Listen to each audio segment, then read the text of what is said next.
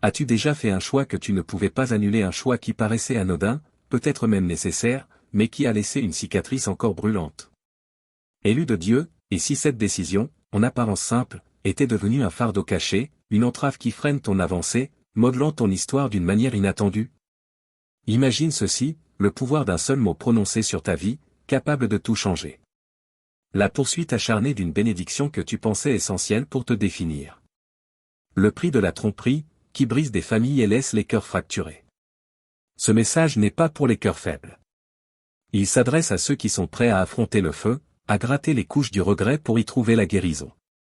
Alors, laisse-moi te poser cette question, es-tu prêt à affronter les ombres, à entrer dans la lumière, et à laisser la vérité de Dieu embraser ton cœur?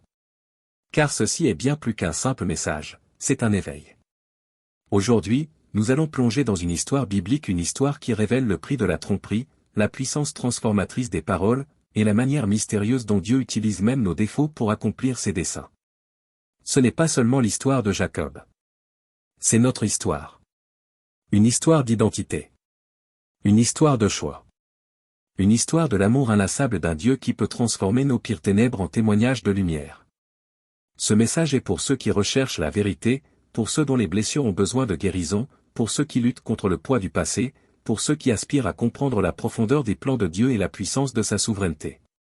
Ouvre ton cœur, car ce n'est pas une histoire à simplement écouter, c'est une histoire à vivre. Laisse le feu de ce message t'envahir, car à la fin, tu seras transformé. Bienvenue dans les secrets du paradis. Si tu n'es pas encore abonné, abonne-toi, aime la vidéo et active les notifications pour rester connecté à la parole de Dieu. Commençons par une réalité déchirante, la tromperie. Imagine un jeune homme, Jacob, désespéré d'être reconnu, avide de bénédiction, prêt à tout pour obtenir ce qu'il croyait mériter.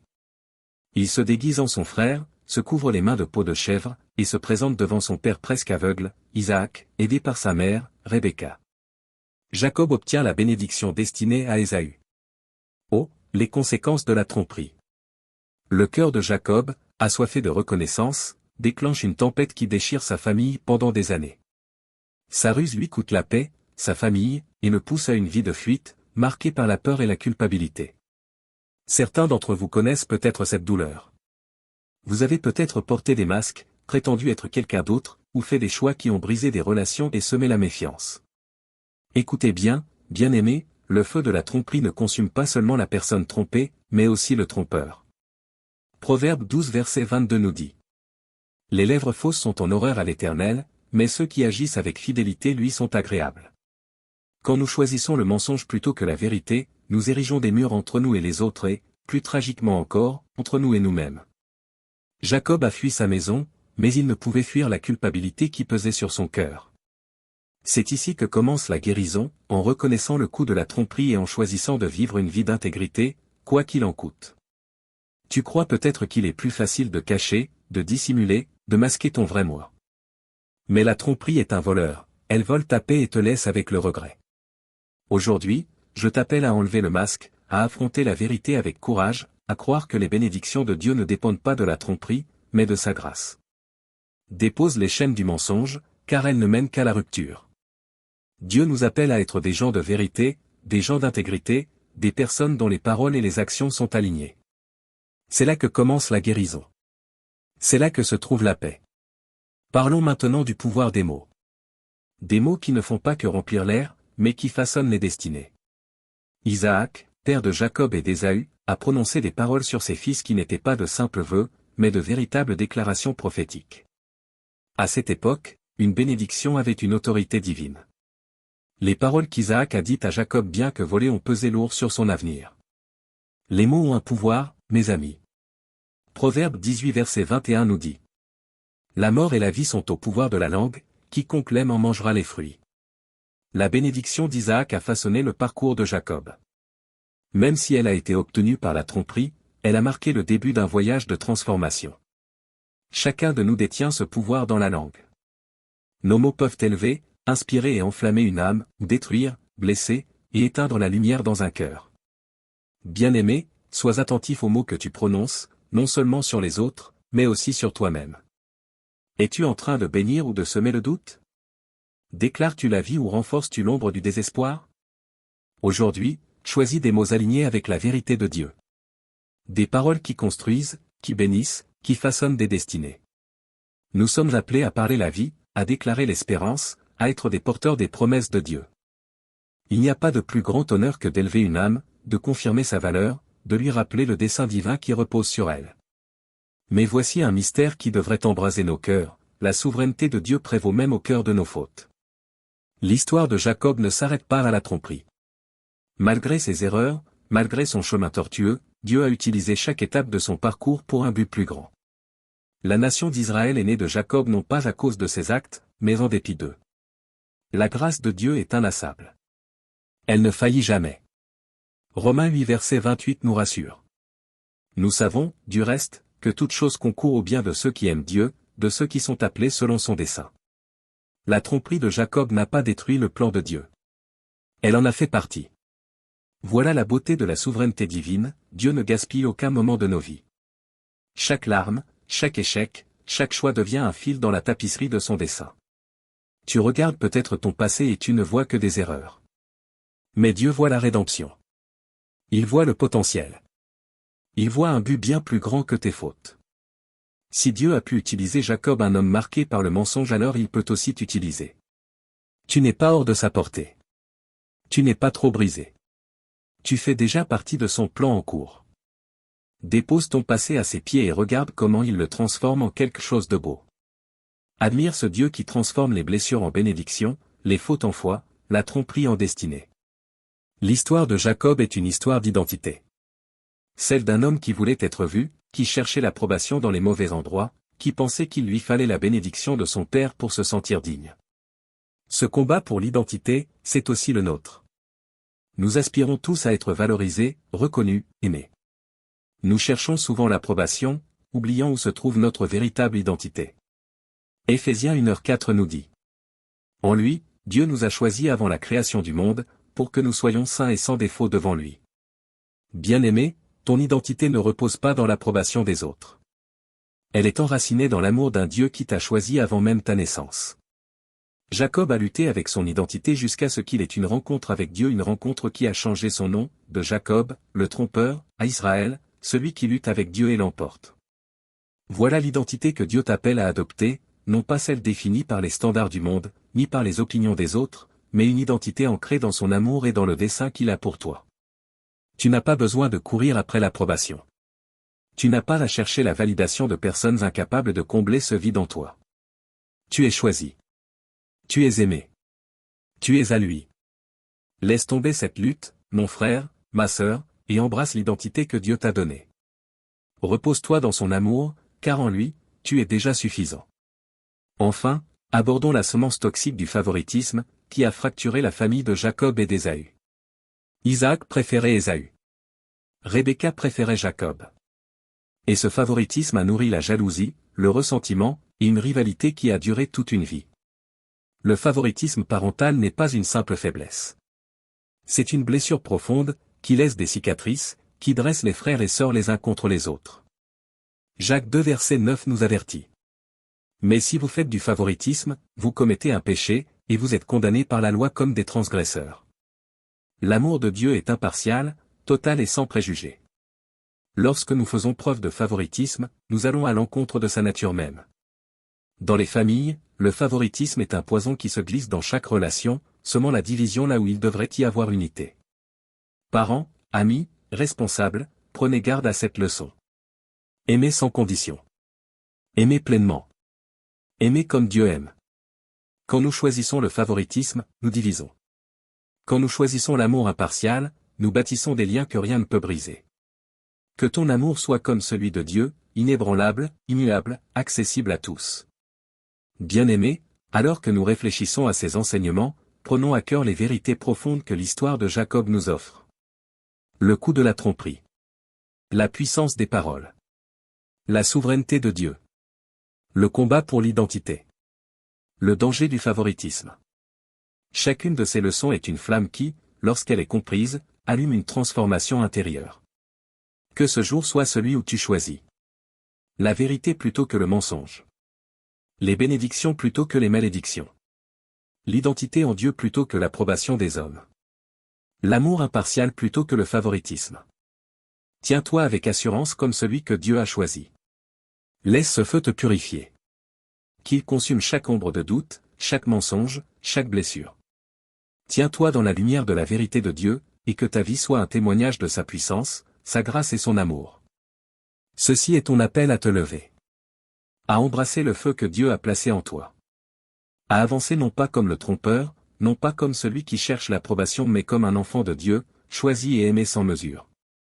Que l'histoire de Jacob te rappelle. Le pouvoir que Dieu a déposé en toi. L'appel qui t'attend. Et le Dieu qui, malgré tout, t'a choisi. Si ce message a touché ton cœur, ne le laisse pas s'éteindre. Laisse-le te pousser à l'action. Partage ce message avec ceux qui en ont besoin. Il y a tant d'âmes qui portent le poids de leur appel, qui luttent en silence, qui se demandent si leur foi vaut encore quelque chose. Sois la voix qui leur rappelle que Dieu les voit, qu'il honore leur foi, et que la récompense est en chemin. Si tu te sens interpellé, écris « Amen » dans les commentaires, affirmant que tu es en accord avec la parole de Dieu. Que ce soit ta déclaration de foi, un pas courageux vers l'acceptation du prix, et la confiance dans la récompense divine. Chaque Amen n'est pas qu'un mot. C'est une affirmation de ta foi. Une proclamation que tu es choisi par Dieu. Et que tu es prêt à marcher pleinement dans ta foi. Et pour ceux qui s'y sentent appelés. Abonnez-vous et poursuivez ce chemin avec nous. Dieu parle puissamment en cette saison, et vous ne voulez pas manquer ce qu'il est en train de libérer pour fortifier, encourager et élever ses élus. En t'abonnant, tu entres dans une communauté de croyants unis dans la foi, soutenant les uns les autres dans les épreuves, et célébrant ensemble les victoires que Dieu apporte. Enfin, partage ce message. Ne garde pas ce feu pour toi. Diffuse-le, pour que d'autres soient enflammés par la vérité de la parole de Dieu. Beaucoup ont besoin de cet encouragement. De se rappeler que même une foi minuscule peut déplacer les montagnes. Ensemble, nous pouvons allumer un feu dans le cœur des élus, les préparer pour le glorieux avenir que Dieu leur a promis. Prions ensemble cette prière de foi, comme une seule famille. Père céleste, Dieu Tout-Puissant, notre rocher, notre refuge, notre Rédempteur. Nous venons humblement devant ton trône, captivés par ton amour, émerveillés par ta sainteté. Seigneur, nous confessons que nous avons plus que jamais besoin de toi. Nous avons besoin de toi pour guérir, briser les chaînes, détruire les mensonges et insuffler une vie nouvelle dans chaque cœur qui entend ce message. Père, ouvre les cieux sur nous, déverse ton esprit, allume en nous la flamme de la vérité, et que ta présence descende comme un feu pour consumer chaque ombre de tromperie, chaque trace de honte, chaque fardeau de regret. Seigneur, nous reconnaissons notre brisure et notre besoin de ta grâce. Nous savons qu'il y a des choix que nous ne pouvons pas défaire, des décisions qui nous ont éloignés de ta vérité. Mais nous venons avec assurance devant toi, sachant que tu es un Dieu de miséricorde, un Dieu qui pardonne, un Dieu qui rachète. Au nom puissant de Jésus, nous déposons chaque regret, chaque blessure cachée, chaque mensonge que nous avons cru. Nous les remettons entre tes mains, confiants que tu transformeras ces cendres en beauté. Seigneur, envahis chaque cœur qui écoute ce message. Réveille en chacun une faim de ta vérité, un désir d'être libre, une soif de marcher pleinement dans leur identité en tant que tes enfants choisis, bien-aimés, rachetés. Comme Jacob a lutté avec toi et a reçu un nouveau nom, nous prions pour une rencontre divine qui change chaque personne, qui la remplit de ta puissance et de la connaissance de qui elle est en toi. Nous rejetons les mensonges du passé et réclamons tes promesses comme notre nouvelle identité. Que ta vérité soit notre ancre, notre fondation et notre bouclier. Que chaque mot de ce message soit comme une flamme qui réveille les rêves oubliés, un marteau qui brise les murs de résistance, un torrent d'eau vive qui restaure les âmes fatiguées. Père, nous sommes émerveillés par ta souveraineté. Tu prends chaque échec, chaque erreur, chaque fragment brisé de notre passé et tu l'intègres parfaitement à ton plan divin. Même nos ténèbres, même nos plus grands regrets ne sont pas gaspillés entre tes mains. Seigneur, merci pour la puissance inlassable de ton amour, un amour qui rachète, qui restaure, qui ne faillit jamais. Aujourd'hui, nous te remettons chaque part de notre passé, croyant que tu l'utiliseras pour ta gloire.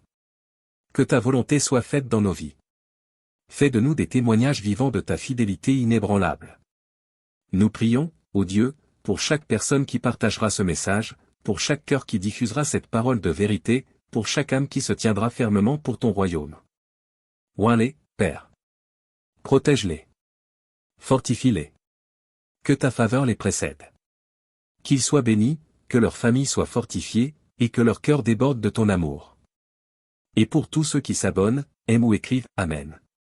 Qu'ils soient visités par ta faveur divine. Que chaque petit acte d'engagement les conduise à une rencontre avec toi. Avec ton esprit, Seigneur, viens déposer un sentiment tangible de ta présence. Une présence qui élève, qui guide, et qui rappelle à chacun l'amour inébranlable que tu as pour lui. Saint-Esprit, nous t'invitons à venir. Viens avec puissance. Viens remplir chaque cœur d'un feu nouveau. Baptise-nous de courage. Purifie nos pensées. Et embrasse-nous pour la vérité. Que ce message soit plus que de simples mots, qu'il devienne un appel à la transformation. Un appel à la guérison. Un appel à se lever et à marcher pleinement dans l'identité que tu nous as donnée. Nous prions pour la liberté. Liberté des chaînes des erreurs passées. Liberté des mensonges de l'ennemi. Liberté du besoin d'approbation des autres. Liberté des ténèbres du désespoir. Que ta lumière envahisse chaque recoin de nos cœurs. Et nous remplisse de joie, de but, et d'un espoir inébranlable. Et Seigneur, que ton amour soit notre guide. Apprends-nous à aimer comme toi tu aimes. Sans favoritisme, sans division. Mais avec un cœur qui reflète le tien. Guéris les familles brisées. Rétablis les relations fracturées. Rends l'unité à ceux que la tromperie et la douleur ont séparés. Que chaque personne qui entend ce message se souvienne qu'elle est choisie, chérie, tenue entre tes mains. Nous sommes à toi, Seigneur. Et nous nous abandonnons entièrement à ta volonté. Te demandant de nous utiliser, de nous transformer.